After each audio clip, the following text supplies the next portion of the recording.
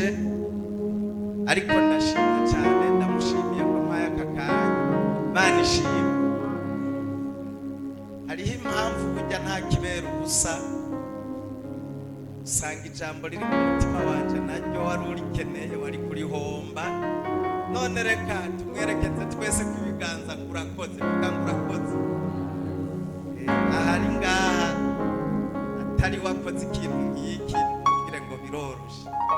Rero dusoma ijambo ry'Imana riri mu gitabo ca mbere c'abami, ndaza gusoma no mu ikete rya mbere Pawulo yandika rya Petero, igitabo ca mbere c'abami igice ca 20, mpere ku murongo wa mbere kugira ngo noneho muvyumve, ariko cane ndakeneye umurongo w'umunani n'uw'icenda. Bibiri ivuga ngo Benihadadi yigenza kuri Ahabu. Iri jambo ry'Imana ndashaka ngo cyane abantu twabatije, abantu bakijijwe muri iki gikorane, ababatijwe n'abatabatijwe, mugabo hari ahantu Imana yabakuye muri iki gikorane, hari ingingo bafashe z'ubwami muri bo. Ndagomba ngo iri jambo ribafashe cyane, ariko nawe ntutahukowaje. Haleluya. Bukeye Benihadadi umwami w'i Siriya akoranya, harugize icavuga igitabo ca mbere c'abami igice ca 20, turahera ku murongo wa mbere. Bukeye Benihadadi umwami w'i Siriya akoranya ingabo ziwe zose, araduga aja gutera Samariya, ahugariza impande zose. Abami 32 bafatanya nawe bari n'amafarasi n'imikogote y'intambara. Atuma intumwa muri ico gisagara kuri Ahabu umwami w'Abisirayeli, muti Benihadadi agize ngo amafeza yawe n'amazahabu yawe nayiwe, ngo mbere n'abarusha abandi ubwiza mu bagore bawe no mu bana bawe, ngo nabo nabiwe. Umupiyaniste abanza aruhuke gato, urakoze. Umwami w'Abisirayeli arabishura ati muti bizoba ukuvuze Segaba mwami wiwe, muti nuwawe bo n'ivyo afise vyose. Bukeye izo ntumwa ziragaruka ziti Benihadadi agize ngo yari yagutumye ko ngo umuhe amafeza yawe n'amazahabu n'abagore bawe n'abana, ngo ariko rero ejo nk'aya mango azorungika abantu biwe iwawe basakangure mu ngoro yawe no mu mazu y'abantu bawe, maze ico bazobona cose giteye igomwe bakinyage bakizane. Maze umwami w'Abisirayeli atuma guhamagaza abashinga ntahe bose bo mu gihugu, arababarira ati eheraba ingene uyu mugabo atwigenzako, muvyiyumvire. Erega yari yantumye ko abagore banje n'abana banje n'amafeza yanje n'amazahabu yanje sinabimwima. Nuko abo bashinga ntahe bose b'abantu n'abantu bose baramwishura bati ntuhirahire, ngumwumvire ntumwemere. Vuga ngo amen. Nuko abo bashinga ntahe bose n'abantu bose bo muri repentance baramubwira bati ubuho mubwira uti ntibikunda. Haleluya, haleluya, haleluya.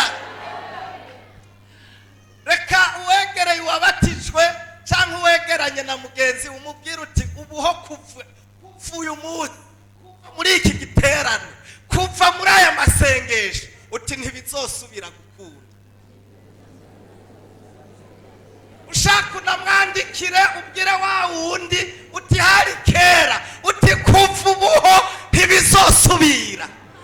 Haleluya, haleluya, haleluya, haleluya. Hariho abantu bafashe ingingo, reka iri jambo ribe ryawe, babwira uti wari warimenyereye, uti ubu byahindutse. Uyo ninde? Uyo ni Shetani, uyo ni Shetaniya. Abo ni bamwe bakoreshwa na Satani, bari barakwifatiye. Wabwira uti ubuhoho. Haleluya.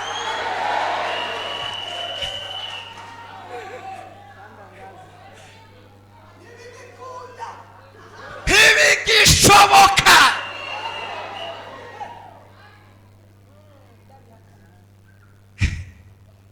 Nuko abarira za ntumwa za Shetani ati mumbaririre Segaba, muti byo watumye byose ubwa mbere, ubu n'ubwa kabiri.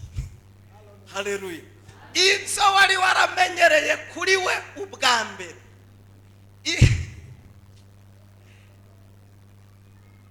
ibyo wamutumye ko byose ubwa mbere, muti ibyo yari kubikora, mutariko ubu iby'ubu ntibigishoboka. Amen. Kete rya mbere rya Petero igice cya 2 ku murongo w'15 ari gusoma n'ibindi, ariko reka since ndambararayo, ndavuga kuri podium, ariko muri Yesu n'ukurambararayo. Haleluya.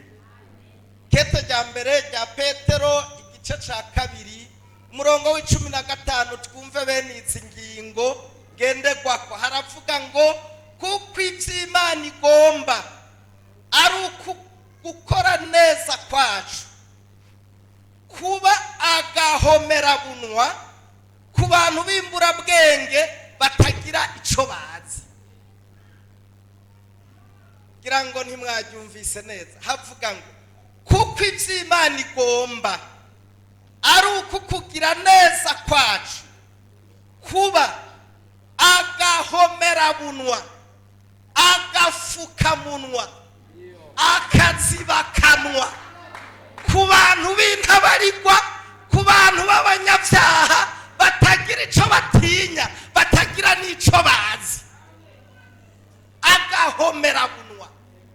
Dukeneye kwakira amajambo y'agahomera bunwa ku bantu b'intabarigwa. Dukwiye kwatura, dukwiye gukora ibikorwa bituma abantu babacokoranye, babakobanyi, abantu ataco bibanga, bavuga bati ntituzosubira kuvuga, ntacyo tukivuga, babandi barahindutse. Haleluya. Ni Benihadadi rero Bibiri ivuga ngo yari yarigaruriye Abanyisirayeli, Abayuda, yari yarabifatiye, yari yarabateye ubwoba, kugeza igihe atumye gusa intumwa, naho yatuma umwe canke babiri, ati ndakeneye uriya abakobwa beza. N'umwami ngo yaca avuga ati mwami wanje twarabugomba. Yarageze ku rugero rwaho yimenyereye. Kwimenyera murumva icari. Abanyabujumbura muvanga ibintu ngo tunarantre, ngo tunasoruti. Sinzi ko kwimenyera, sinzi ko mwumva icari. Kwimenyera, akamenyero, kurendegera ni Kirundi. Kurendegera, kwimenyera, nta bindi mwoshira ko twumva amajambo ari muri ico Kirundi, ntaco urongera. Yari yarimenyereye. Reka mbabwire, aba bantu turi hano, umwe wese arafise uko Shetani yamwimenyereye.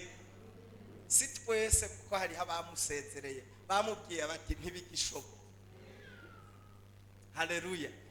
Umwe wese arafise uko Shetani yamwimenyereye. Azanya akabazo akumva dusonga mu mutwe. Shetani acamubwira ati twagiye kwa Nyandodo, akaba arirutse. Shetani amubwiye akazana gusa akabazo k'inyota, yari kuvoma amazi kuri robine, aca yiruka kurya ideni gukopesha kwa Rugombo. Yarakwimenyereye, arashonda gusa, arazi ko ntahatarinda gukwe ntimukwegana, arazi ko avuze rimwe ucuza, yanditse akamesaje ucuza, abifye ucuza, atelefonye ucuza, atumye umugenzi ucuza, muhuje amaso gusa ucuza. Hari abantu Shetani usanga yarimenyereye, yinjira uko agomba agasohoka uko agomba. Kubera iki? Repentance ntiyarika. Iyo tuvuze repentance turavuga Kristo Yesu yapfuye akazuka. Haleluya, haleluya, tuvuge haleluya. Beni Hadadi rero yari yarimenyereye icyo gihe ngo atuma intumwa kuri Ahabu, aramubwira ngo umviriza, ngo icambere tutirirwa turadiskita canke turaharira atazokwe n'uruze, urazi ko abakobwa bawe bose beza ari gwanje. Umwami ati karame. Aturazi yuko abagore bawe bose beza ari gwanje. Ahabu ati ukuvuze nuko nyene. Atumviriza ikindi, ati n'amahera amadora amarundi amafeza n'amazahabu ivy'igiciro vyose ufise urazi ko ari gwanje. Ahabu ati mugenzi ndabizi neza ko ari gwawe. Atumviriza rero, izo ntumwa ziragenda, tigenda mu mubwira uti ivyo arabizi neza hahari nuwawe n'ivyo afise vyose. Uyu mwami rero kuko yari yarimenyereye, waca ujya Shetani y'umwugururiye aca yimenyera, ahereye kutubizu ukemera. Rero nabwiye abanyabujumbura nti ivyo uwo muhuye wese ari ntwanywa, uwo muhuye wese uze wihenda usomera umugore uzombona.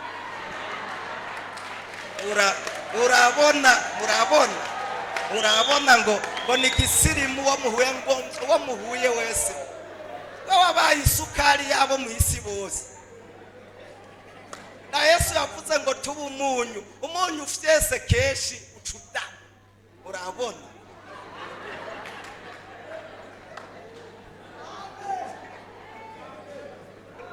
nitwoba gapiripiri muga no kubisukari si byiza, karagaciye mure. Haleluya. Yari yarimenyereye, umwugururiye kamwe aramenyera, umushitse muri saro aca ashaka haruguru, kandi yinjiye ntagomba gusohoka, aca agomba kuharara. Niko Shetani ameze, agacazana na twishetaniya twose, akavuga ati baha ivyumba, ukazosigara wisanga uri mbohe warabura. Bibiliya rero ivuga ngo bukeye ngo acatuma izindi ntumwa ngo subiraho mu mubwira uti rero yari yavuze ko ivyo vyose ari gwiwe, atari kubarahinduye. Ejo azotuma abantu baze birabire, apana bimwe bakubwira ngo zana ukamuzanira, baze ngo birabire, bakoresha ikintu ngo bita ngo gusa kangura. Kumwe bajya abahungu bahora bazi ukaza ubumva badodoye n'ukuri saa 10 z'ijoro, kabona kandi ntacugira nyene baca basakangure we bahu. Ntabwo nyene yuri munsi y'ububasha nyene ca basakangura, tuza amashuka ntibanakubaza ati mbega gira mugenza uti urabikuraho batararinda kuza kwisakangurira. Zamura ibiganza, haleluya.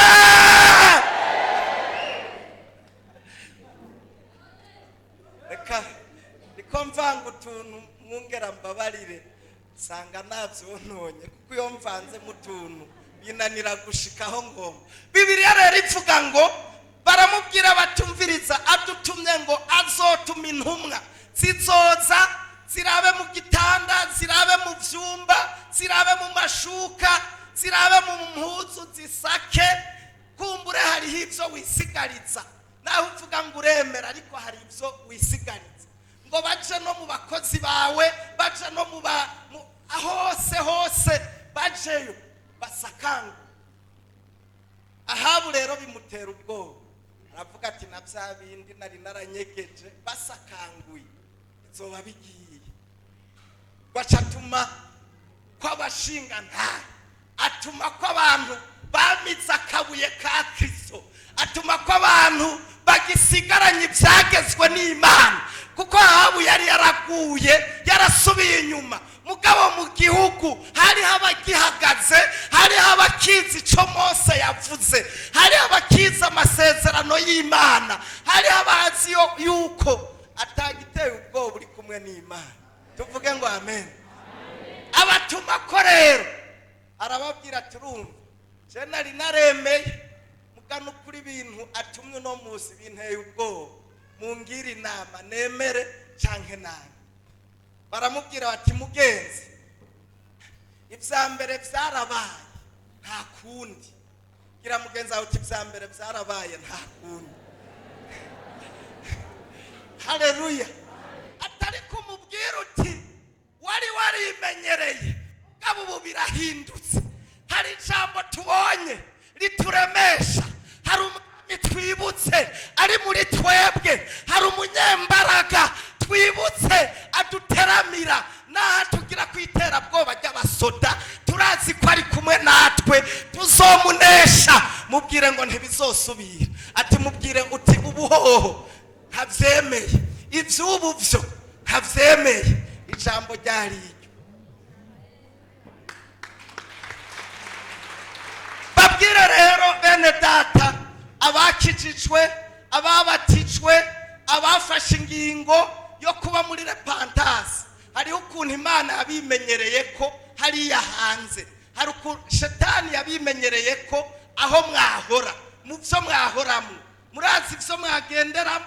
Mugabo Shetani nubwo yari yarabigabiye, ivya mbere vyararenganye, kuva kagatondo ivya mbere birarenganye. Gira mugenzi aho uti ivya mbere bayi, oya vuga uti ivya mbere bayi. Reka nawe we hatorera koyoko, naho utabatijwe, naho utakiri uyu munsi, mugabo hariho ejo ariko no munsi n'ibindi. Yesu ashimwe. Bati mubwira utubuhoho ntibizosubira.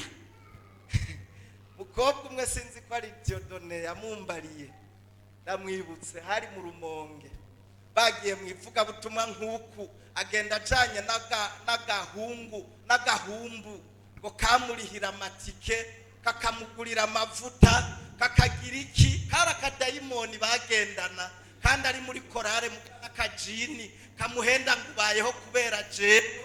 Abapfumu benshi barakumugaje hewe, ngo atari jewe ntiwobaho, ngo utambariye kuraka ntiwobaho, ngo utanyoye icupa ntiwobaho, ngo udasambanye ntiwokwiga ngo uheze, ngo amakaye ntiworonka uwuyakugurira. Hariho akadayimoni kitwa ngo ni bosi, mugara akadayimoni usanga karifatiye umuntu, mwifatiye ngo umvura umupfakazi, ngo atari jewe ntiworya, ngo abana bawe ntibobaho. Ako niko ngomba ngo uvaho usezereye ukabwira uti tayari, uti ntibigisubira, uti vya mbere vyarabaye, ubu ndi kumwe n'uyundi mugabo. Haleluya, Bwana sifiwe. Sinza kugomba gusezerera akazimu. Gira mugenzi aho utakazimu. Uwo mukobwa rero uyo munsi umupaseri avuga ubutumwa bwiza mu Migani rimwe ku murongo w'10, havuga ngo abanyabyaha nibakosha ntukemere, nibakosha gusambana ntukemere, nibakosha kwiba avuga ngo ntukemere, nibakosha kuraguza, n'ibindi kompleta n'ibindi navyo bindi bahora bakosha utarafata ingingo ntukemere. Uwo mukobwa amosozi araza, umutima umuhagararamwo, warasemerera aho yari yicaye yicaye muri korale ati mata ati bya bindi ntibisoboka ntibizosubira gusoboka ati ntibigisoboka ngo siwe wakavuze wowe uvuga byinshi nawe ndakuzi tuzokumviriza mu minsi gira mugenzi wawe uti ubu nahinduye ntibigisoboka vuga uti ubu ntibigisoboka. Haleluya. Iyo ngingo irafatwa ati ntibigisoboka. Abantu bose bahanga amaso Matayo bari ako kajini niko kitwa muga nimba witwa Matayo wewe nturiwe tuvuza akajini ko mu Rumonge aha ni Gitega yifuka mu maso bose bararaba bati ati nukuri ntibizosubira ntibigisoboka ndahinduye yapfa mu gitanza ati ntibigisubira Yesu ntibigisubira rero ntibigisoboka rero. Haleluya. Reka bafashe ingingo ati ntibigisoboka zamura ikiganza uvuga uti ubu ntibigisoboka murabona. Haleluya. Nasozereye hirya gato usomye aho 21 aho uzinguruye urupapuro rimwe umwami Ahabu ngo abona akarima k'umuntu yitwa Naboti kari keza cyane ryari tongo nyene yabasekuruza baramubwira tumviriza ndafise amatongo menshi kandi meza ariko aka gatongo kawe kari hafi yawe nagakunze ndagatere mu ivyo shaka hama nawe shake nguhe hanini mugabo ngo Naboti abwira umwami ati n'Imana ntikavyumve n'abamarayika ntibakavyumve ko nofata itongo adatabuja itongo ry'inyegu y'Imana ngo ndaridandaze ngo nukubera ari uvuze ati nopfuma mpfa. Zo ningingo rero z'abakijijwe naho yari kuguha amadolari menshi naho yari kuguha vya bindi wari ukeneye kwitongo ry'Imana ari wo mutima wawe kugakiza wacakiye. Haleluya. Ubwira shetani ugere ku rugero rwaho umubwira uti mfako urabona hana kumwirerera ko yandika ka message ngo nzokwishura ngo ndacavyumvira urumva ngumenga baratubujije ngo pastor ivyumenga ntavyemera oya mubwire kumwe Yesu yabwira kadayimoni kitwa shetani muri Matayo ngira ni 4 Matayo 4 canke Luka 4 aho hose ngo shetani amugeza ngo amuduza ku rusengero akemera mugabo umwanya wanyuma bamubwira ati mvako urabona mvako iryo mvako rero. Haleluya. Uraheruka kumubwira uti mvako uramubwira uti mvako ubusengera muri repentance uti mvako ubu ndafise umuvyeyi uti mvako ubu narizeye Yesu uti mvako ntibigisoboka. Zamura ikiganza ushima Imana kubwira ijambo tera haleluya kubwira ijambo ntibigisoboka mvako. Niko wa murongo mu Migani 1:10 ngo ntukeme. Paulo yigeze kwirerera ko gakobwa Paulo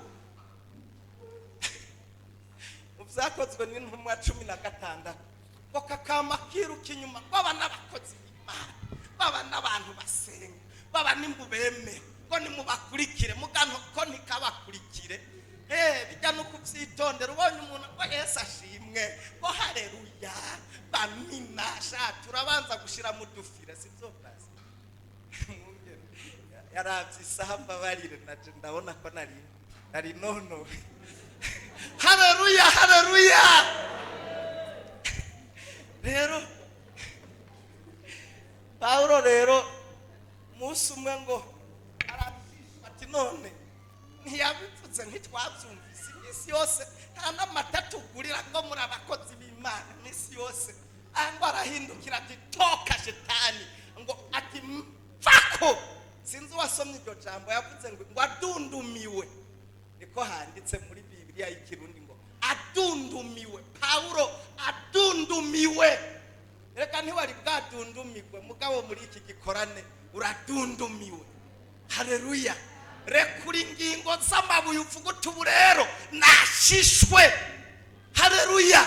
Kandi ubu ku ngingo sinzosubira kugenda ndafumba umwotsi mwibarabara nk'imodoka yabuze amazutu. Sinzosubira kugenda nirenza abandi batunze ibiganza bahimbaza nawe nta n'ubuntu wagayuna bose bashaka ngo n'Imana babone nta n'isoni.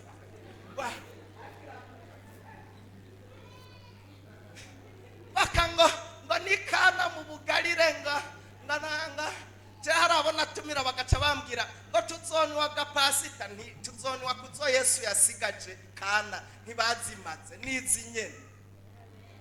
Yababwiye ati mwe muhera kuzibishe mugahereza kuziryosha. Ubuzima wari umazemo igihe burabishe, ariko muri Yesu Kristo yaguhinduriye umutobe, aguhaye iziryoshe, aguhaye ubuzima buryoshe, ubuzima buri fyere muri Yesu. Muri Yesu niho ziryoshe. Haleluya, haleluya. Reka rero kangezaho murakoze bantu, urakoze. Nazi kufise byinshi byo kubwira abantu, ariko ugirire neza ubwoko bwawe. Dukora ibikorwa byiza nk'uko ijambo ryawe rivuze. Abahora batwihenda ko, abahora batuzi nabi, bahora batuzi ko turabapagani, abavuga ngo twahinduye idini, ariko baze babone tutahinduye idini, twahinduye ingeso, kuko twakumenye tukakwakira tukakugira ubuzima bwacu. Abahora bababona ko ari abasezi, bahora bababona ko ari abanyabyaha, abahora babazi muri ya marigara y'abadayimoni, muri bwa bubare bwa shetani, abahora babazi yuko agakomye kose ari mu bapfumu, abahora babazi yuko ari abanyarusaku, ari mboregwa, ari abasambanyi, ari abanywarumogi, abahora babazi muri ya makorosi y'uburyari. Mana bavuge bati nukuri ntitugifise icyo tuvuga, kuko ibikorwa byiza byahindutse agahomera bunwa. Urakoze mwami, icubahiro kizamurirwe wewe iteka ryose mu izina rya Yesu, amen.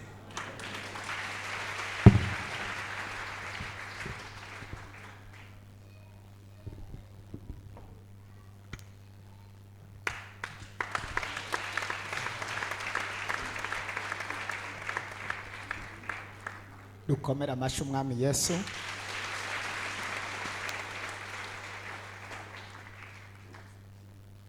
Turacyari mu munezero mwinshi w'ivy'Imana iriko irakora. Rero reka tubandanye ijambo ry'Imana dusoma hariya mu Vyakozwe n'Intumwa 3:19. Jesus. N'intumbero cyangwa se twavuga ngo nakarangamutima k'ishengero rya repentance, cyangwa ivyagezwe cyangwa intumbero ngenderwa ko cyane ishengero rya repentance aho rihagaze. Twubatse, ndazi neza ko twubatse ahantu heza. 3:19 hagira umuntu adusomera mu bubangutsi. Turasoma mu izina rya Yesu. Petero yigisha abakoraniye kuraba ibibaye. 19 nuko mwihane muhindukire ivyaha vyanyu bihanagugwe, ibihe vyo guhembuka ibona ingene biza bivuye mu nyonga z'umwami Imana. Amen. Imana ishimwe. Amen. Niri jambo ishengero rya repentance cyangwa ishengero ryo kwihana, ishengero dukoreramwo ibikorwa ivy'Imana yaduhamagariye. Intumbero yaryo niyo kwihana abantu, ngo twihane ivyaha. Yesu nashimwe. Ni nako ryitwa ishengero ryo kwihana. Kandi iri jambo izina ry'ishengero si ryo twafondafonze cyangwa ngo dushake twiyumvire, ariko ahubwo ni Imana yaduhaye izina ry'ishengero, kandi duha izina rivuye mu ijambo ry'Imana nyene. Yesu nashimwe cyane. Sinza kuvuga byinshi hano. Turabona rero yari Petero yigisha abantu, mugabo abigisha amajambo akomeye yo kwihana. Unkundira unkurikira aha hantu, ndazi niyo fondasiyo y'umukristo. Umukristo nimba yitwa umukristo, utegerezwa kuba umuntu yihanye. Yesu agishika yabwiye abantu ngo nuko mwihane. Mana ishimwe. Ntushobora kuba umukristo utihana ibyaha, ntibishoboka. Hano bavuga ngo nuko mwihane, ibyaha byanyu bihanagugwe, ibihe byo guhembuka bibona ingene biza bivuye mu nyonga z'umwami Imana. Intumbero fise y'ijambo ry'uyu munsi ni iri jambo rivuga ngo igihe cyo guhembuka cyangwa ibihe by'impemburo biragomba gushika ku muntu yihanye uwo ari we wese. Haleluya. Narimvuze ngo ibihe by'impemburo biraje. Nimba hari umuntu azi ko yihanye, Imana ije kumuhembura. Sawa, Imana ije guhembura abihanye. Kwihana rero n'amajambo menshi ntashobora gusigura, ariko reka twumve. Ndavuga kwihana umwanya muto, hama mvuge no kuhembura canke impemburo. Mbega umuntu ahembuka aba yahuye n'ibibazo bimeze gute canke aba yahuye n'iki? Reka dufate ku bintu bihembuka. Umuntu ahembuka aba yishwe n'inyota. Umuntu arashobora kunyotegwa kugera igihe anyoye amazi acavuga ngo ndahembutse. Sivyo gayeme? Numva mpembutse, inyota yari inyishe. Ibintu bihembuka mu bantu nabo barahembuka. Ibitagwa biraraba bigahembuka. Umuntu arashobora kuja muri koma bakavuga ngo yaravye, muga mu wundi mwanya bakavuga ngo yagize yahembutse, agaruye ubuzima. Imana igushoboze guhembuka uyu munsi kugira ngo ugaruke ubuzima, ugarure ubuzima. Hari abantu bagenda bararavye, ariko ndagomba uyu munsi bahembuke mu izina. Imana izana ibihe byo guhembuka ku buzima bwawe. Nimba hari ibintu byari byarapfuye cyangwa ibihe byari byarapfuye, ndagomba ngo umuntu wese yari yarahuye n'ikibazo, Imana imusubize ibihe byo guhembuka. Haleluya! Ndagomba ibihe by'impemburo. Iyo izuba ryatse cyane, izuba rikaka, ibitegwa biruma, ibintu byose bikuma, ariko iyo bibonye imvura, haleluya, bica bisubira guhembuka. Ukabona amababi abayumye, amashugwe abayumye. Mumfashe munkurikire n'umwanya muto, sinza guteba, n'umwanya muto sinteba, hanyuma turangize. Mumfashe ndabasabe, umuntu wese ankurikire. Amababi abayumye, amashugwe abayumye. Yesu adufashe cyane. Kubera igitengwa ntigishobora kwama kidafise ibintu bibiri cyangwa bitatu. Simvuga ibyo hasi mu kuzimu, reka mvuga ibyo hejuru. Biba bifise amababi, inyuma y'amababi hakaza amashugwe, amashugwe agacurika. Ariko iyo imvura yabuze, igitengwa kiruma amababi, kandi iyo cumye amababi kica cuma n'amashugwe. Kubera iki? Biba bihuye n'izuba. Birashoboka na wewe ivyo n'uburyo bufadika. Reka ndabikure mu buryo bufadika, tuje mu buryo bw'impemu. Mu buryo bw'impemu birashoboka ko nawe washoboye guhura n'uruzuba. Yesu adufashe cyane. Mu buryo bw'impemu warahuye n'izuba, warahuye n'ubugaragwa, ibintu biruma, ibintu birapfa, amasengesho arahera, uri mu bugaragwa bwo gusenga. Yo ibifadika birapfa biruma. Kubera iki? Warahuye n'uruzuba. Bibiliya yavuze ngo nuko mwihane, ibyaha byanyu bice bihanagurwa, ibihe byo guhembuka bibona ingene biza bivuye mu nyonga z'umwami Imana. Hari ibihe bitegerezwa kuza bivuye mu nyonga, ibihe byo kugira gute? Ariko hari abantu turi kumwe twese, abari hano muduze ibiganza mwese, ibiganza. Haleluya. Nuko mwihane, ibyaha byanyu bice bihanagurwa. Hanyuma rero ibihe byo guhembuka bice bibona ingene biza. nagomba nkubwire ngo hari ibihe byo guhembuka bitariko biraza kubera impamvu yawe. Ibihe byo guhembuka, nta bihe byo guhembuka biza imvura itaguye. Nta bihe byo guhembuka biza abantu batanwesheje imirima. Naho ibintu byoba byumye, kugira ngo ibintu byume, ibintu bihembuke, habanza kugwa imvura. Ndakeneye imvura y'urunyanyaga gwa mpemu yera igwe mu mutima wawe. Haleluya! Harakeneye mpemu yera. Umutima wawe warumye kubera imvo zimwe na ziriya. Hari abantu bakoze ibyaha bituma mpemu yera agenda, imitima yabo yarumye, bari mu bugaragwa, barabuze amasengesho, barafata bikanka. Ariko uyu munsi ndakeneye ibihe byo guhembuka ngo bibe mu mutima wawe. Ndakeneye ibihe byo guhembuka. Imana ishimwe cyane. Haleluya, haleluya. Nasanze rimwe na rimwe kugira ngo umuntu ibyamwa byume canke ibintu byose byume haba habaye izuba. Ariko kandi uri kuraraba mu buryo bw'umubiri, nawe warahuye n'uruzuba. Warahuye n'uruzuba rw'icyaha, warahuye n'uruzuba rw'amageragezwa, warahuye n'uruzuba rw'intambara. Iyo ntambara wabayemo duteza gukora ibyaha. Ibihe byo guhembuka bica birugagwa. Yesu adufashe cyane. Warahuye n'amageragezwa, ugendana umubabaro, ugendana agahinda, ugenda usuhuza umutima, umenga Imana ntayihari. Ibihe byose biragukurakuranwako, usigaye witwa nyabyago, usigaye witwa magogwa.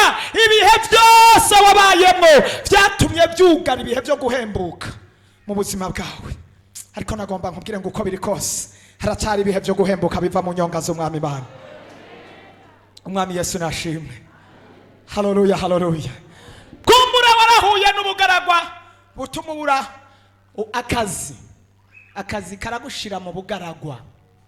Iyo wabaye umushomeri, iyo wabaye umukene ibihe birebire, ukabura icyo ufata n'icyo ureka, ukinjira mu madeni menshi, ugafata ibidafatika, bagasiga bagucira ko umugani kuva mu gatondo kugira ku mugoroba. Babonye urenganye ngo nguriye, bavuga ngo ujya nawe turaraba, ngo mbega amashuri yize n'ayahe. Ugasigara mu gatondo no ku mugoroba urengana abantu. Wabaye ikibazo, wabaye ingorane, wabaye ibigeragezwa. Iyo wahuye ingorane zo kutavyara, ugahura n'amageragezwa atandukanye, shetani akaca kwitiza akazana amajwi, uraba mu bugaragwa buteye ubwoba. Iyo wahuye mu amageragezwa y'amadeni, iyo wabuze umugabo iminsi miremire, iyo urengana bakagana inzara urenganye ngo nguriye, ngo hajya nagiye gusenga, ngo hajya ngo agiye ngo Imana sengira hari canke ntayihari. Imana sengira umva canke ntiyumva. Wabuze umugabo, wabuze umugore, amashuri yakunaniye, uriga ukamenga nturi kuriga, bakamwavuga ngo ujya wewe ngo yagiye guherekeza abandi, ngo reka ujya yaherekeje abandi. Ivyo birashira abantu mu bugaragwa. Mbega ubugaragwa burava, ubugaragwa iyo abantu bavuga ngo mu bugaragwa na ahantu hagwa imvura canke nta mvura ihagwa. Yesu adufashe cyane. Abari ahantu mu bugaragwa, n'ubugaragwa ubwo, n'ubugaragwa. Hari gihe ushika mu bihe ukabupanze, ukabura amahera yo kwishura, abantu bose bakakuraba nk'icuro ry'ubugani, ukamenga ntuzi kurondera nk'uko abandi barondera, ariko wewe ugakoresha ubwenge bwose bikanka. Ivyo bikagushira mu bugaragwa. Abantu bose bakakuteramirako, abantu bose bakakuvuga. Igeragezwa urimo ntaryo nzi byatumye uja mu bugaragwa, rikugana n'amasengesho yawe, amashimwe yaracitse. Kunezererwa imbere y'Imana byaraheze. Ubwo n'ubugaragwa, izuba ryaratse. Ariko nagomba ndakubwira hasigaye ibihe byo guhembuka naho birugwe. Yaba wabyumva wari gutera haleluya. Ibihe byo guhembuka birahari. Imana ishimwe. Ntabwo Imana yugaye ijuru, Imana iracyafise ibihe byo guhembuka. Haleluya, haleluya. Oya, hari umuntu yumva agomba guhembuka, numva ngomba kwinginga Imana ngo uyu munsi ihembura abantu. Abantu bamaze ibihe mu bugaragwa, abantu bari ahantu mu bugaragwa, ndinginga Imana uyu munsi ngo itange ibihe by'impemburo. Imana ishimwe cyane. Bibiliya yavuze ngo nuko wihane. Imana ishimwe. Nuko mwihane, muhindukire, kugira ngo ibihe bibona ingene biza bivuye mu nyonga z'umwami Imana. Mu nyonga z'umwami mwami hari ibihe byo guhembuka, ariko rimwe na rimwe birabura ingene biza, kandi rimwe na rimwe urabigira kubuhara cyangwa shetani akabigira uruhara. Ariko Imana umugambi ifise umugambi wo kuzana ibihe by'iki ga yemwe, ibihe by'iki. Oya, haleluya. Urashobora kubyatuza akanwa kawe. Imana umugambi ifise nibihe byo kugira gute? Imana ifise umugambi wo guhembura abantu bari barumye, abantu ibyabo byumye, abantu ibintu byapfuye, abantu bari mu bugaragwa. Misiyo y'Imana nuko abantu bayihindukirira, hama ikazana ibihe byo guhembura muri bo. Keneye ibihe by'impemburo. Hari igihe ugira amasengesho ukumva kuri mu bugaragwa kabisa, ugafatafata bikanga, ariko Imana iragomba kuzana ibihe by'impemburo. Haleluya. Imana nishimwe cyane. Narimvuze ngo Imana ikeneye kuzana ibihe by'iki by'impemburo ku ishengero rya repentance. Abavuye Bujumbura mwizere ko ibihe by'impemburo bigiye kuza. Abari hano Igitega mwizere ko Imana izanye ibihe by'impemburo. Yaba wavyumva watera haleluya. Abagomba kuba mu bihe by'impemburo haleluya. Hindukira ibihe by'impemburo bibona ingene biza bivuye mu nyonga z'umwami Imana. Bibihe by'impemburo hariho mu nyonga z'umwami Imana. Hari ibihe by'impemburo, kandi ibyo bihe by'impemburo ku bana b'Imana biva mu nyonga z'umwami Imana. Haleluya, haleluya. Imana iragomba kuzana ibihe by'impemburo bivuye mu nyonga z'umwami Imana. Hari ibihe by'impemburo bigomba kuba ku bana b'Imana. Imana ishimwe cyane. Ndagutangariza yuko tugomba kuba mu bihe by'impemburo. Haleluya. Imana ishimwe, Imana ishimwe. Yo, numva mfashishwe. Oh, haleluya.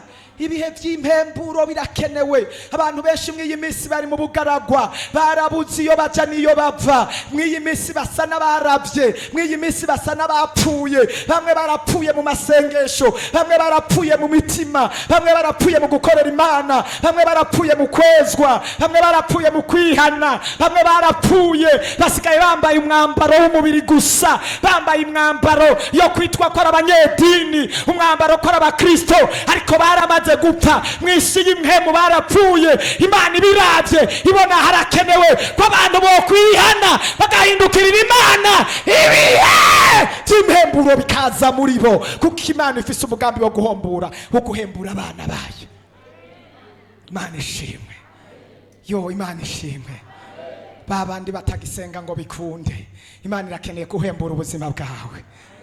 Yo, haleluya, haleluya, haleluya. Babandi amashimwe yakatitse mu mitima yabo, Imana iragomba kuzana ibihe by'impemburo. Hari abantu batagishima Imana kubera ibihe barimo, kubera impamvu z'amageragezwa n'intambara. Amajambo bakavuga umuntu bikamurengera, akarara adasenze, akirirwa adasenze. Amadeni arimwe akamushira mu bugaragwa. Oya, oya, oya, oya. Uwatanguye yavuze ngo bwira shetani ngo kirazira birarangiye ntibigishoboka. Reka tube mu bihe by'impemburo bashe, tube mu bihe by'impemburo. Iyo umuntu abaye mu bihe by'impemburo afatana n'Imana, akorana n'Imana, abana n'Imana, mu mutima wiwe haba amashimwe, haba amahoro. Oya basha, tureke kugenda nkimbura bwenge nk'uko ijambo ry'Imana ribivuga, ariko tube mu bihe by'impemburo bashe, tube mu bihe by'impemburo bashe. Rondera kuba mu bihe by'impemburo. Haleluya. Ndagomba kuba mu bihe by'impemburo. Ubugaragwa burababaza, ubugaragwa burarusha. Iyo umuntu agenda nk'umuntu adafise Imana birarusha. Iyo umuntu agenda nk'umunyedini birarusha. Iyo umuntu atagenda yemewe n'Imana birarusha. Iyo umuntu agenda ari kure y'Imana birarusha. Ariko iyo umuntu yahembutse arasenga Imana, muze murabe igitungu iyo gihembutse, babi igitego iyo gihembutse, amababi acahinduka akagira amababi bigatotahara kubera yo, haleluya. kubera aba yahembutse.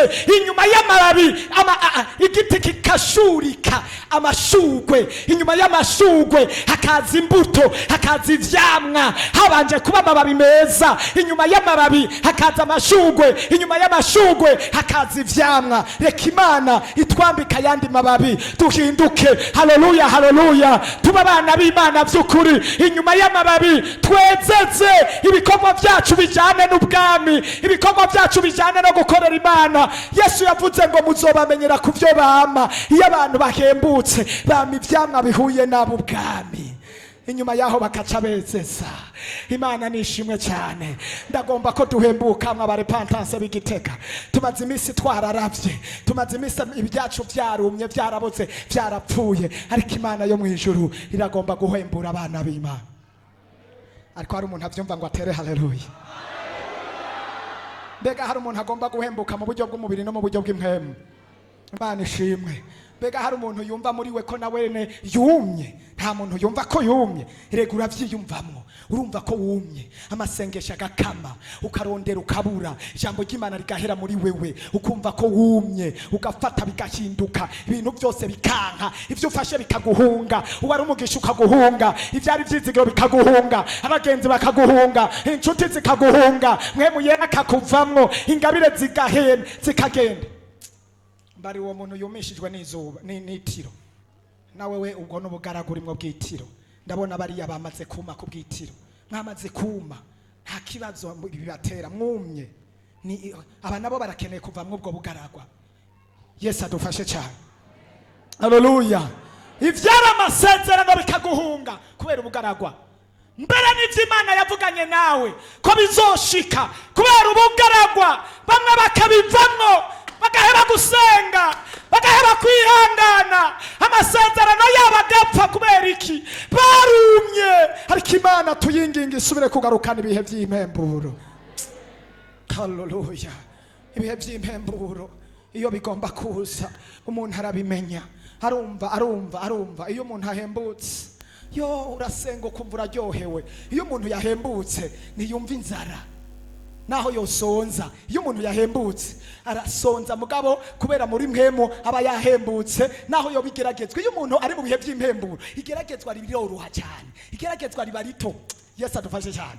Iyo umuntu ari mu bihe by'impemburo by'ijambo ry'Imana, iyo umuntu ari mu mpemburo y'amasengesho, igeragezwa riba rito, ararisuzugura, akaripinga, akaryonona, ntacyo rimugira, ntirimuhindura, nimutwara ibyiwe, ntirimuhindura kubera ibihe by'impembura. Mwumvise mwene data ko yari mu bihe byo kuma, umubiri ugahinduka, yari mu bihe by'ibyaha, birahindura umubiri wiwe, amaboko n'amaguru asigara ari bikaragashi. Iraba amaze guhembuka akinjira mu bwiza bw'Imana, Imana iciye amuhembura, ikimuha ubuzima, imuha umubiri mushya. Ariko ntawe byumva batere haleluya.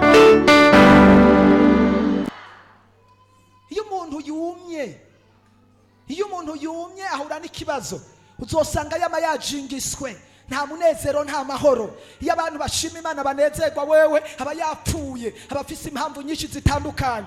Nagomba nakubwire, rondera ibihe byo guhembuka. Uri kuranegirije ibihe byo guhembuka, Imana irakurondera ukayihunga. Ufise impamvu nyinshi witwaza, ufise ibituma kanaka, nibihe wari wagiriwe n'ubuntu wagiriwe. Hari igihe utazosubira kubugirirwa. Abantu barakira cyangwa abantu bakanka kwihana, Imana igomba kubatabara bakabifata ibisanzwe. Inyuma yaho rimwe na rimwe bagahura n'amageragezwa kanaka, Imana irikira kurondera, nawe uri kurayihunga. Yesu adufashe cyane. Ndibuka kwa Mungu niyo twari dufise intahe ya Clementine ujya mukobwa wanje. Imana yagerageje kumurondera mu bihe byinshi, iciye muri jewe ndiko ndamurondera, nawe aguma yihunga. Siko byagenze?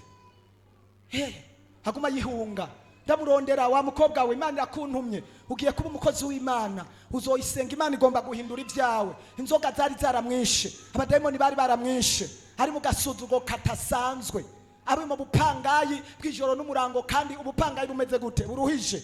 Urugero yariko n'ingene yarari ntiyategerezwa kuba ahantu yaba.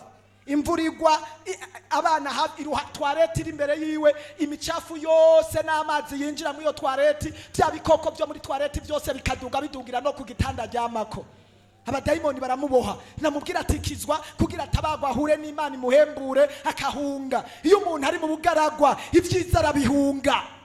Iyo umuntu yaboshwe Imana iramurondera akayihunga. Nagomba ndakubarire mwene data, nimba Imana iriko irakurondera reka kuyihunga. Hari icyo yabonye imbere yawe. Rimwe na rimwe Imana irabona ibyaga imbere yawe igaca mu bakozi b'Imana ngo igutabare, nawe ukaguma uyihunga. Inyuma yaho izoguheba. Imana yahira iratindika guheba, iraguheba. Hari abantu benshi Imana yahevye nzi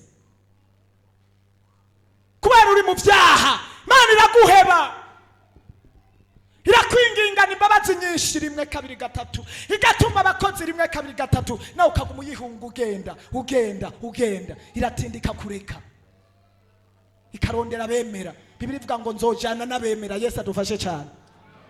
Reka gukomantaza umutima ukoresha amarojike, ukoresha amashuri, ukoresha impamvu z'imiryango, impamvu z'ibyo urimo, impamvu kanaka. Imana woyihungira hehe? Woyihungira he turetse imbabazi zayo? Rondera gutabagwa n'Imana. Reka gukomantaza umutima. Imana irondera ubuzima bwawe, kandi nta kindi Imana irondera, ni inyungu yawe mwene data. Yesu adufashe cyane. Namurondeye amezi menshi ndamwirukako, ndamurondera Imana ngomba kumuheba ngo ndondera abandi, nkumva ijwi rimbwira ngo mukurikire. Kumbura Imana yarabona kweje azogondozwa. Nawe uyu munsi ushobora kuba uri kuragondozwa mu mpande zitandukanye, ariko ufise impamvu zidafashe. Abantu batanga impamvu zidafashe, zitagira umumaro, atani inyungu zibonamwo. Ariko Imana igomba yo yigufitiye inyungu. Haleluya. Yo yigufitiye inyungu. Hembuka va mu bwo bugaragwa.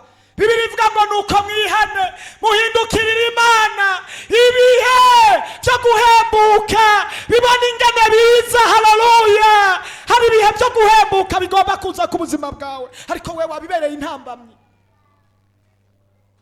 Ibihe byo guhembuka bibona ingene biza bivuye mu nyonga z'Umwami Imana. Imana idufashe cyane. Ibihe byo guhembuka bigomba kuza muri wewe, mugabo uguma ubihunga. Hari ibihe byo guhembuka. Nanje ntarakizwa, nari mu bugaragwa bwinshi cyane, nari ndushe ndemerewe, nsenga bikanka. Twababwiye ujya mwene data Diodoni ingene yarari, ndamuza ari umunyabyaha. Uravye ingene yagenda yarateye ubwoba. Ubagenda nk'umuntu w'Imana, nk'umukozi w'Imana. Genda umuravye ingene yarameze n'ingene yangana, ni kujya areha ntiwomenya ko yareha kujya. Yaridunda, yaravyimba, yagenda uku umuravye wamengana igitangaza, wamengana n'inzovu, ukamengana intare, ukamengana inka y'imfizi kanaka. Ariko hari abantu benshi bamusumbye inkomezi uno munsi batagihari. Imana ishimwe yaragutabaye. Imana ishimwe cyane. Kijya gihe wari ukiri mu bihe byo kudahembuka, ntiwari uzi ibyo ari byo. Wabona umenga isi yose woyikorera bitewe n'akazi n'ibyo wari ujejwe. Wabona umenga ntawo guhangara, ariko Imana ishimwe ko yagutahuje. Icyo uyu munsi Imana ikadutahuza twese. Haleluya. Imana ishimwe. Cyangwa uyu munsi abantu bagatahura, aha turi hari abandi bene data kandi bari bakomeye kuturusha. Aha turi hari abandi bari bafise ubutunzi bwinshi cyane, uyu munsi bwaribagiwe.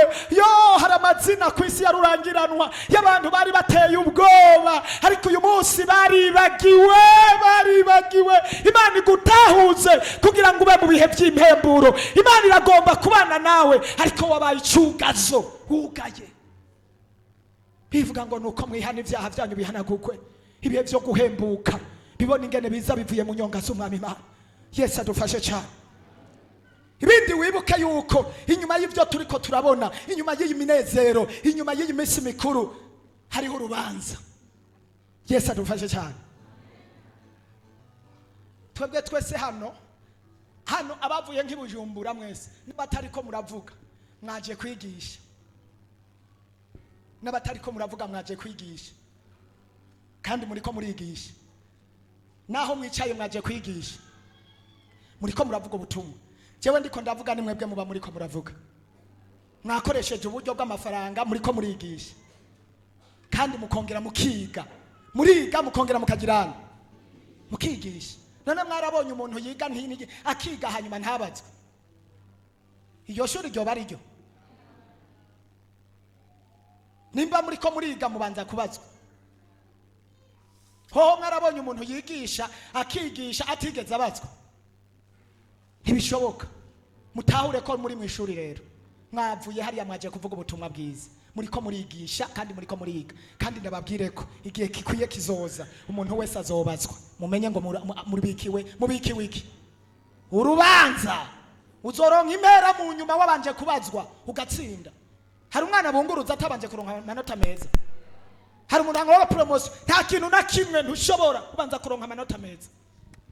None amanota meza turiko turayarondera ubu turiko turarondera amanota meza, ariko wibaze umenye kuzoja mu rubanza rw'ivyo. Yesu mwana tuzoja mu rubanza twese. Yesu adufashe. Mbega ni reka turabira ijambo n'Abikorinto bakangahe. Aha, Abikorinto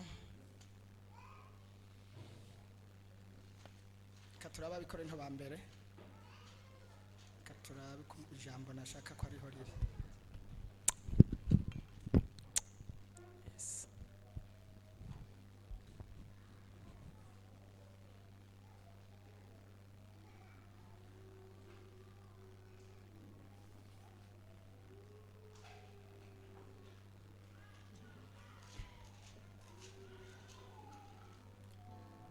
Okay. Naho ntoshobora kuribona ariko reka ndarivuge kuko ndarizi. Ndashobora no kubatora mbere. Sawa. Abikorinto ba 2:5 ku murongo wa 10. Turasoma mu izina rya Yesu. Haravuga ngo kuko twese tutazobura kugaragarizwa imbere y'intebe y'amateka ya Kristo. Kuko twese tutazobura kugaragarizwa imbere y'intebe y'amateka ya Kristo. Kuko twese mwumvise ngo bangahe? Abari hehe? Ngaha twese n'abatari ngaha. Twese tutazobura basome banzu wasome. Kuko twese tutazobura kugaragarizwa imbere y'intebe ya kugira ngo umuntu wese ahabwe ibihwanye. Subiramo iryo jambo riramfashije cyane. Kuko twese tutazobura kugaragarizwa imbere y'intebe y'amateka ya Kristo. Hallelujah. Kugira ngo umuntu wese ahabwe ibihwanye n'ico yakoze akiri mu mubiri, ari ciza ari kibi. Imana idufashe cyane. Dukomera amashi iryo jambo ry'Imana. Kuko twese tutazobura kugaragarizwa imbere y'intebe y'amateka ya Kristo. Kugaragazwa murumva icyo ari cyo? Nta kintu na kimwe kiba kisigaye kinyegejwe, gihishijwe. Twese tutazobura kugaragarizwa, guhishurwa imbere y'intebe y'amateka ya Kristo, kugira ngo umuntu wese ahabwe ingero ikwiranye n'ibyo yakoze akiri hehe mu mubiri. Nahanyene ivyo wawe bizomenyekana ivyo yakoze akiri hehe. Yewe uvyemera utavyemera, ubikunda utabikunda, uvyumva utavyumva, twese abapastori mwese muzogaragazwa. Twese abapastori tuzogaragazwa. Mwabavuga butumwa, mwabadiakoni, twese tutazobura kugaragarizwa imbere y'intebe yande ya Kristo. Ivyo twakoze ari byiza, shaka ubikore ari byiza, shaka urondere guhembuka n'ingoga sha. Hari abantu bazoja muri koma, bazokogwa n'isoni bakamarama. Twebwe nabwo twebwe turi muri babandi bahenda abantu ngo tubabwira ngo byose byararangiye ku musaraba. Ku musaraba habonekeye imbabazi, ariko kuja mu ijuru niwe urirondera. Yesu adufashe cyane. Nituri babandi bavuga ngo kora ivyaha ngo kugomba. Oya, ni wakora ivyaha ni mu muriro wa Gehinomu. Yesu adufashe cyane. Ni mu muriro kandi ivyaha biratandukana. Byose ni mu muriro. Warukwiye gushima Imana kubona ukiriho. Uracyafise amahirwe yo guhitamwo ugahembuka ukaja mu bwami bwo mu ijuru. Abamaze gupfa baragowe kuko ntibakigaruka ngo bihane. Yesu adufashe cyane. Baragowe ubu hari gihe nza niyumvira ku bavyeyi banje bapfuye badakijijwe, nkaca nibaza iyo bari, nkaca numva umuriro, nkumva umubabaro. Bari mu muriro bapfuye batihanye, niyo bari.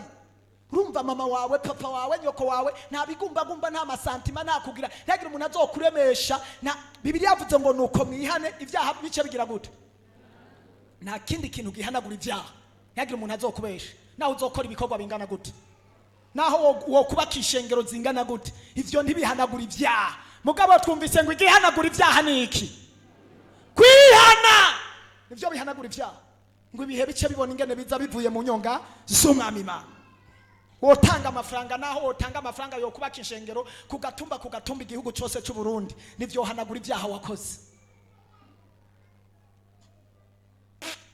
naho fashe imfubyi n'abapfakazi nivyo hanagura ibyaha wakoze ariko Bibiliya ndayikunda ariko Yesu ndamukunda yavuze ngo nimba mugomba kw'ibyaha byanyu bihanagurwe nuko mwihana nimba mugomba kwibihe by'impemburo biza nuko mwihana Imana iragomba guhembura abantu mugabo condition no kwihana ibyaha wakoze Yesu adufashe cyane nuko mwihana ibyaha byanyu bihanagurwe hari abantu bafyina nagomba ndababwire ngo ijuru rirahari n'igiza ariko si byo gufyina ndakurahiye utazotetegwa sha naho uzoba n'umwana wanje nama nabibabwiye ntacyo nzobafasha icyo ndamufasha n'uyu munsi ndamubwira kwihana inyuma yo gupfa atihanye c'est fini sinovuga bizoba inyuma mu muriro cyane kuko umwanya ntawo uhari ntawo ufise ariko hari ibintu biranga umuntu yihanye reka mvuge ibintu bike kwihana bikege bitoyi hama dusenge ngomba dusenge kwihana niki kwihana ubwa mbere no gutahura icyaha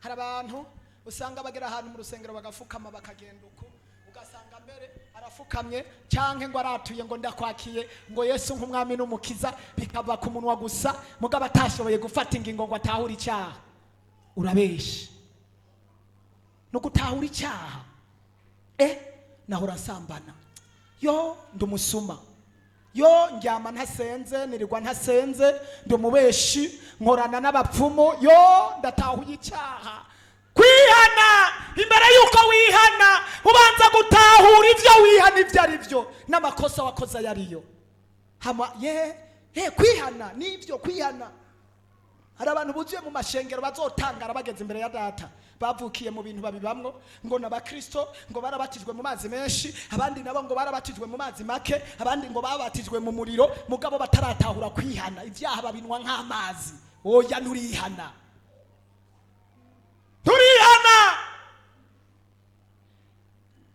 waba pastor umeze gute utaratahura icyaha waba ujejwe idini ringana gute rifise amamiliyoni n'amamiliyoni y'abantu utaratahura icyaha nurihana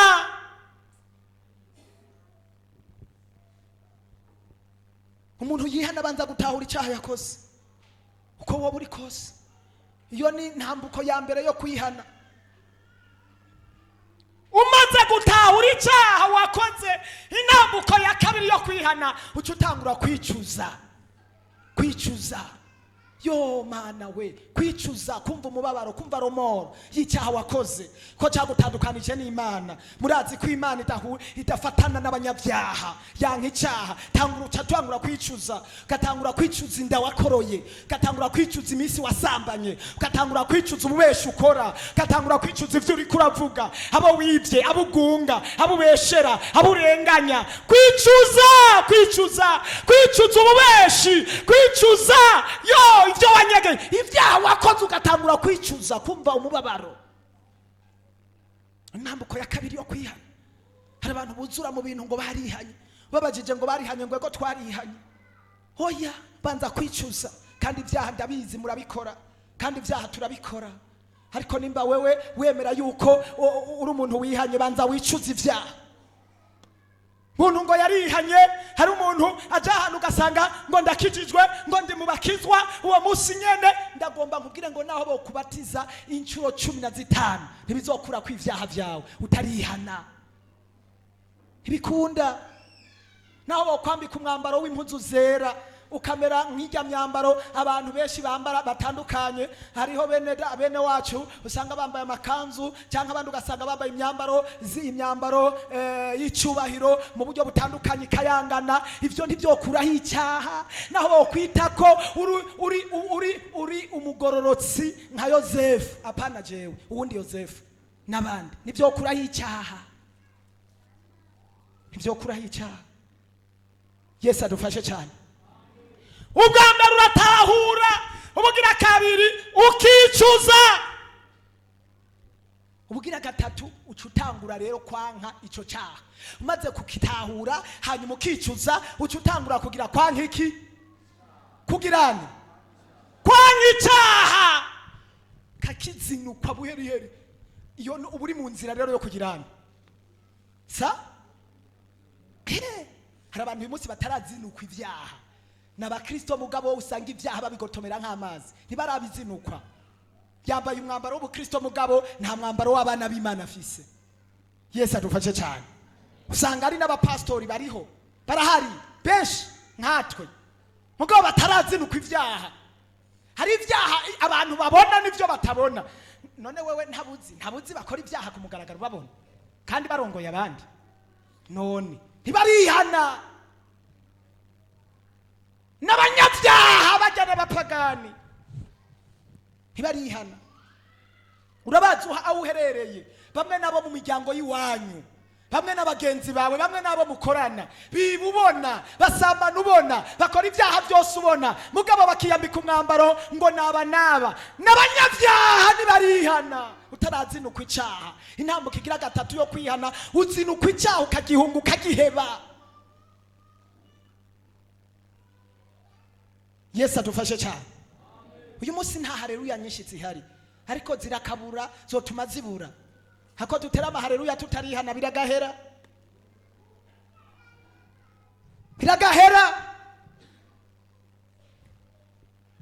Hari amajoro menshi turara, hari ibyacu dutanga namwe mwabitanze. Igihe utozobona ivyamwa by'iherezo ryiza wowe ugowe, kandi wari mu ishengero ryitwa ngo ni ishengero ryo kugirana.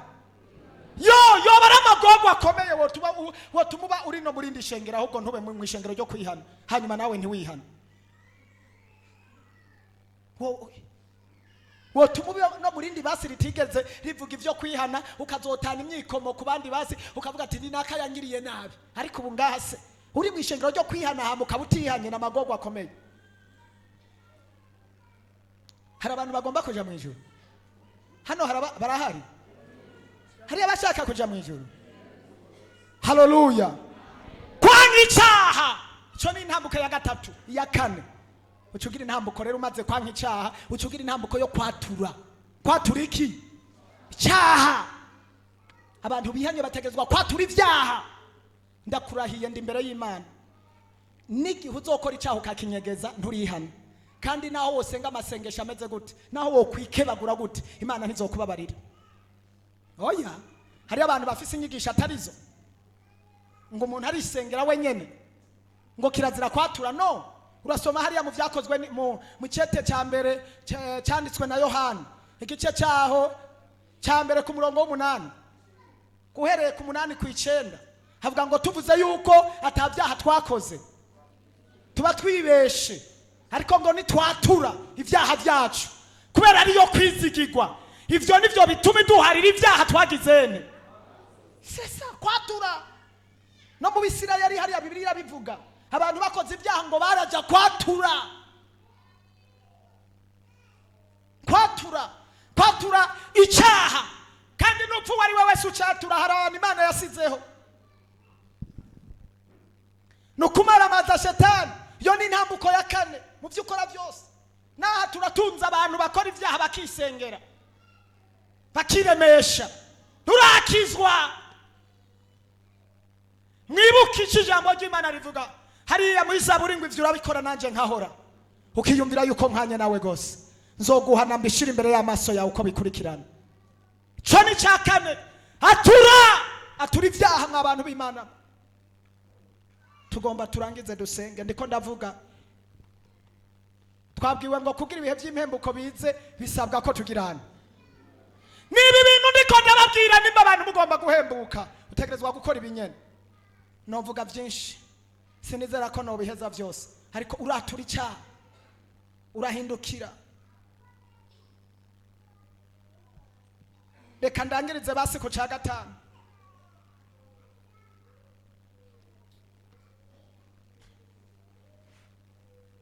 Wejeje kwatura urahinduka.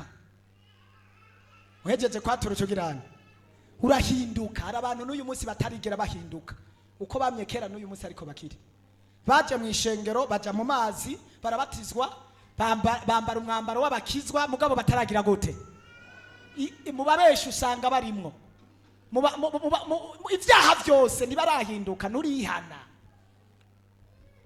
Inambuko ya gatanu y'umuntu yihanye arahinduka, abantu bose bakabona ko yahindutse. Yesu adufashe cyane. Numva nipfuza ko duhembuka, ndipfuza ko abantu reka turangirize ngaha. Hari abantu inyota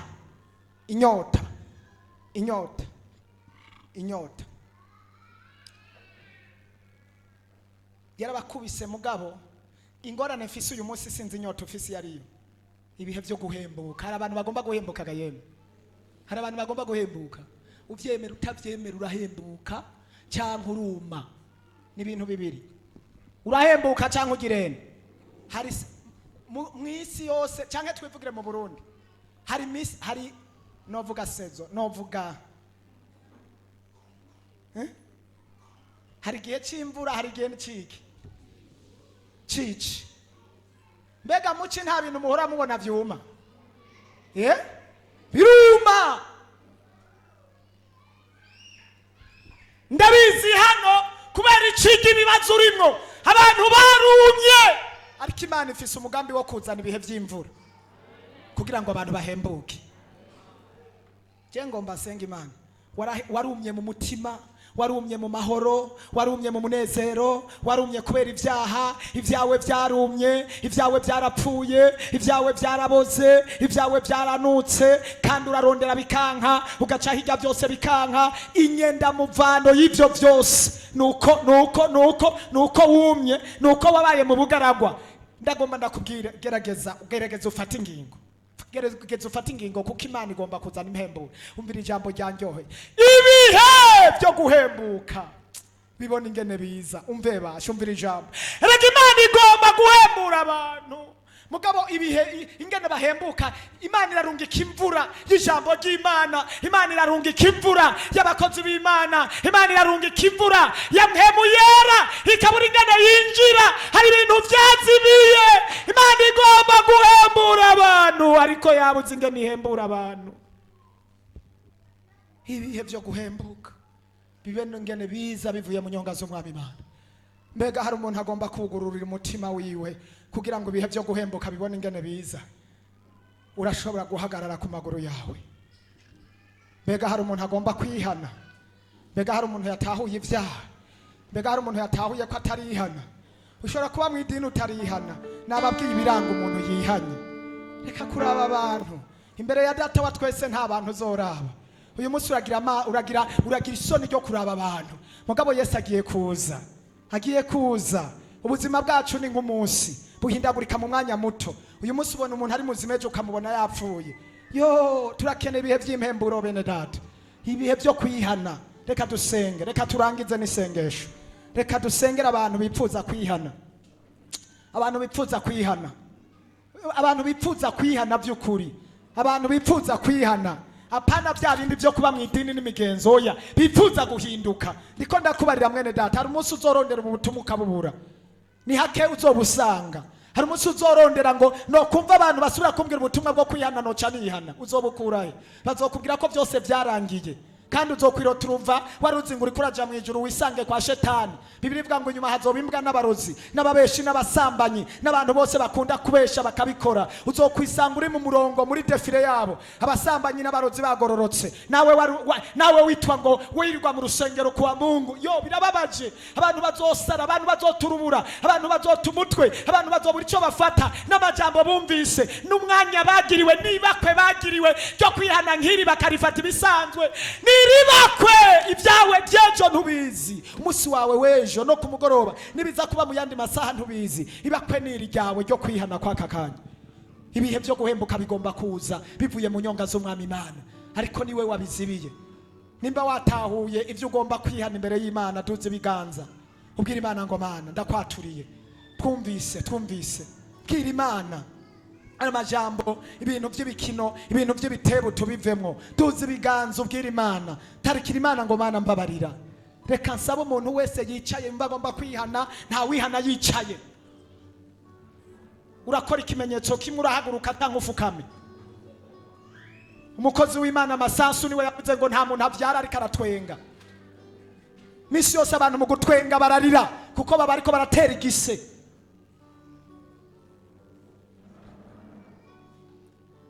Riri imbere y'Imana, guhaguruka no kuvuga ngo Mana sishoboye, ndasabye horeme, ndasabye imbabazi. Gufukama no guca bugufi, hagati Imana ndicishije bugufi ndatahuye. Twumvise ijambo ry'Imana ngo nuko umuntu yitahure yimenye. Reka dusengera aba bantu.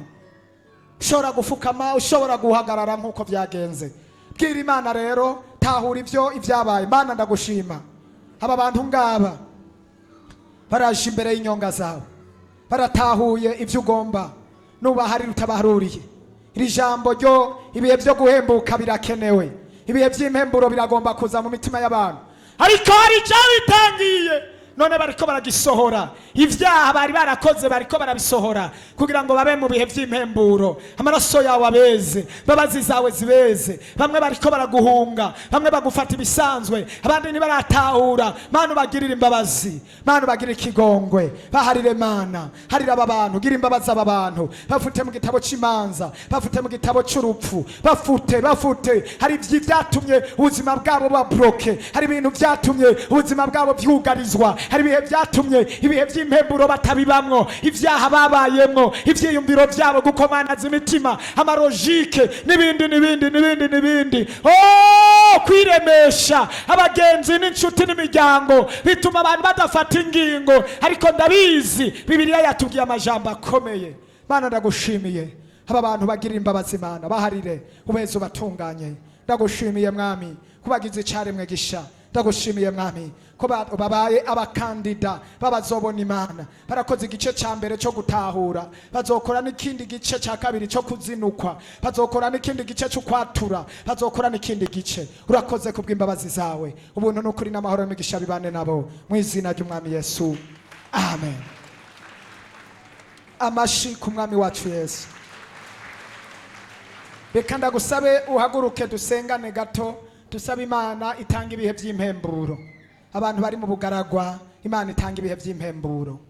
Subira winginga Imana ati Mana ndagomba guhembuka, hari ibintu byapfuye muri jewe, naho ransenga uko bikwiye sinkisenga, narisonzesha sinsisonzesha, naravuga ubutumwa bwarapfuye, mbere saba ibihe by'impemburo. Urabizi birashoboka kusenga bikanka. Mana ndasabye ibihe by'impemburo kw'aba bantu. Senga mwene data, nshuti yanje mukundwa, senga umukobwa wa Yesu, senga muhungu wa Yesu, senga usaba ibihe by'impemburo. Bwira Imana iguhembure. Hari ibihe by'impemburo bikwiye kuba muri wewe, bisabe. Mana ndasabye aba bantu baha ibihe by'impemburo, bahembugwe nawe, bahembugwe mu ijambo, bahembugwe mu gasenga, bahembugwe mu bintu ivyabo byarapfuye.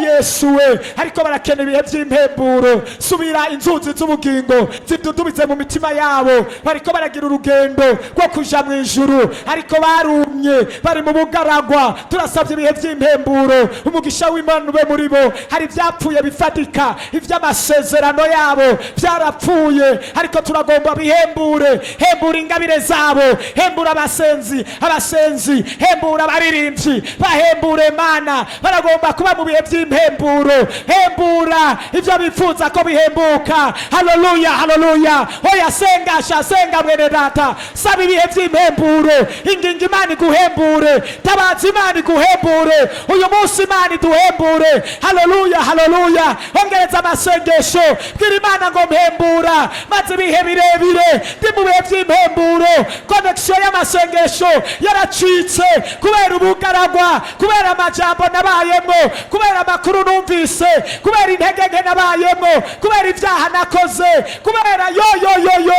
Senga Imana, y'Imana mana, hembura aba bantu, bahembure, bameze nk'umutegwa byari byarumye, ariko bahembura, bahembure Yesu, bahembure nyaguhoraho, hembura abakobwa bawe, hembura abapapa bawe, hembura ishengero ryawe, hembura ubwoko bwawe, hoba mu buryo bw'impemu, hoba mu buryo bufatika. Ibintu byarumye, ibidandazwa byabo byarumye, amamariyaje yarumye, ubukwe bwarumye, ingwara zatumye buma, ibyo bafata byarumye, imigisha abo yarumye, ibikorwa byabo byarumye. Hembura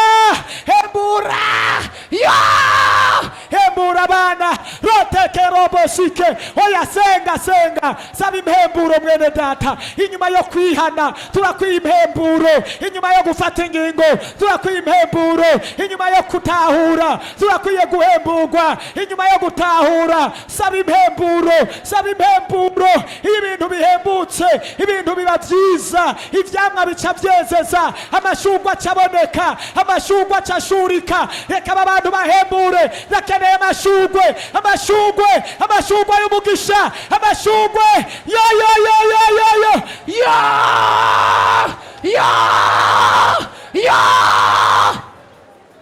Ndasabye amashurwe. Ibyamwa byahembutse bica bizana amababi, inyuma y'amababi haca haza amashurwe. Aba bantu ndabasengeye, bahembure Mana. Ndakeneye ko bezeza, ndakeneye ko bama, ndakeneye ko bezeza, bahe kweza mame. Ndakeneye ivyamwa, reka amashurwe yo kukubaha, amashurwe y'uruvyaro, amashurwe ya mariage, amashurwe yo kuroranirwa, amashurwe yo kumenya mu ishuri, amashurwe reka yezeze. Yo duhembure, yes,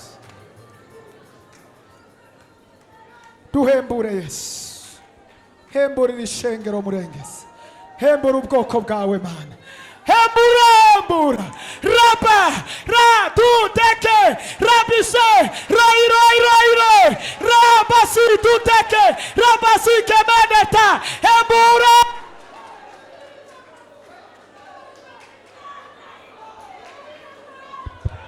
Hembura ishengero ryawe murengezi, hembura ubwoko bwawe, hembura abana bawe.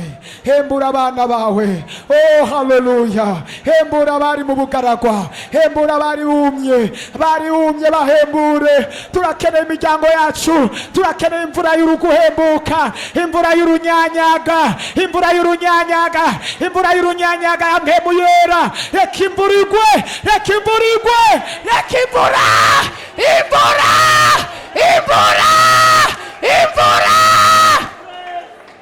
Rotekerebes, imvura y'urunyanyaga, imvura ihembura imirima, imvura ihembura imitima.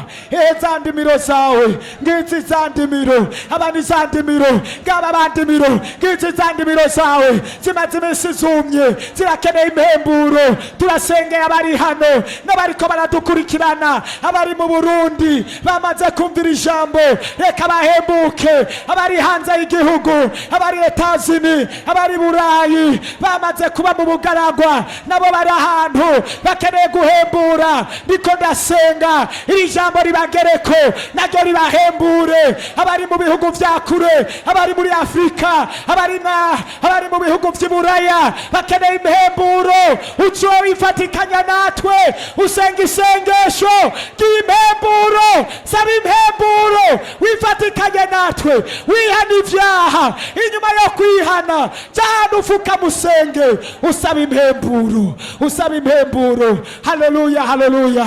Mana hembura ishengero, hembura abari hano, hembura abariko baradukurikirana bariko baradukurikirana ku buhinga ngurukana bumenyi, bariko baradukurikirana ku buhinga bugarukana, ubuhinga bugurukana amashusho, amavideo. Haleluya. Mana bahembure abari hano ari hose, barakeneye impemburo, barakeneye impemburo, barakeneye impemburo. Hembura, hembura, hembura bumye, hembura ibyumye, bihembure Yesu. Lotekere besike. Haleluya. Dumva impemburo, dumva impemburo, dumva impemburo, dumva impemburo, dumva impemburo.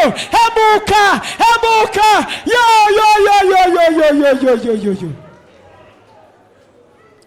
Mana ndagushimiye, ndagukengurukiye, ndagukomeye amashyi n'impundu mu izina rya Yesu. Amen. Nta muntu yumva yahembutse ngo atere haleluya. Tokara basike loten. Tutekere besike. Rateke mene tuteke. Rasike lotere besi.